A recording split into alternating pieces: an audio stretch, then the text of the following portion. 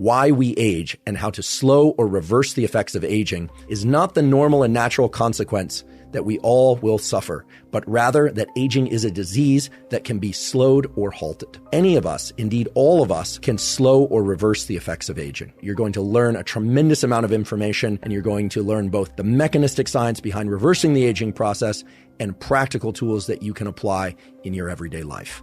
Why is it that having elevated glucose and insulin ages us more quickly? And or why is it that having periods of time each day or perhaps longer can extend our lifespan? Let's start with what I think was a big mistake, was the idea that people should never be hungry. In the past, our bodies were constantly fighting disease and deterioration throughout life. Even before birth, we're fighting against entropy. Things are falling apart. The aging clock that we can now measure begins at conception. Our society is built on comfort.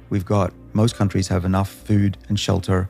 We can sit down. We don't have to run away from predators very often. And this is a real problem because these longevity defenses that normally would be activated by being cold and hungry and running are lethargic. The body doesn't expend energy to defend itself unless there's a need for it.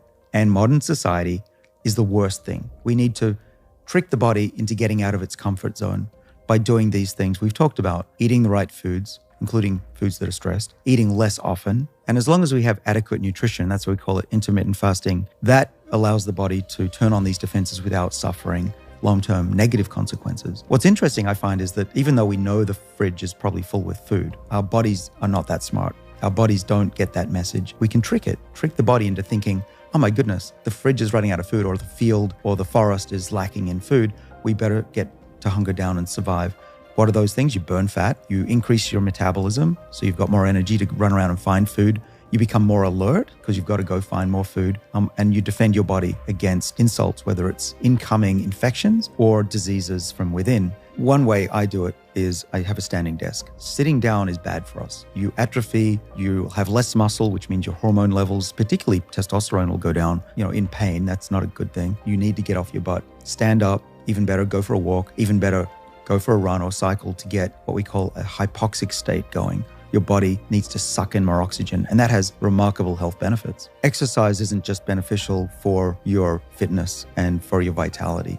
It actually can stop diseases in their tracks. Exercise can slow down cancer. In fact, it can prevent up to 23% of all cancers from occurring.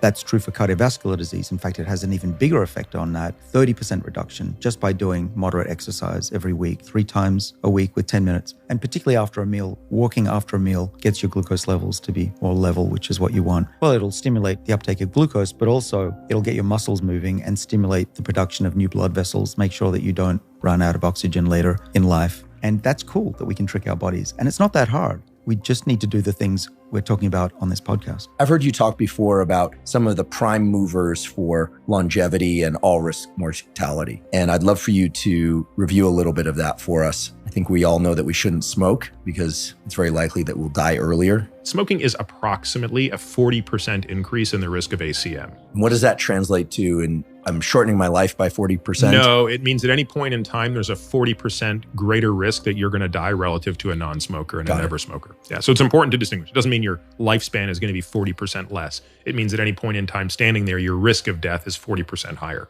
High blood pressure, it's about a 20 to 25% increase in all-cause mortality. And again, there's a confounder there because there's what's the underlying condition that leads you to that? It's, profound hypertension, significant type 2 diabetes that's been uncontrolled. That's enormous. That's about 175% increase in ACM. So now the question is how do you improve? So what are the things that improve those? So if you compare low muscle mass people to high muscle mass people as they age, the low muscle mass people have about a 3x hazard ratio or 200% increase in all-cause mortality. If you look at people who are in the bottom 25% for their age and sex in terms of VO2 max, and you compare them to the people that are just at the 50th to 75th percentile. So you're talking about, bottom quarter to the elite for a given age, you're talking about 5x, wow, 400% difference in all-cause mortality. That's probably the single strongest association I've seen for any modifiable behavior.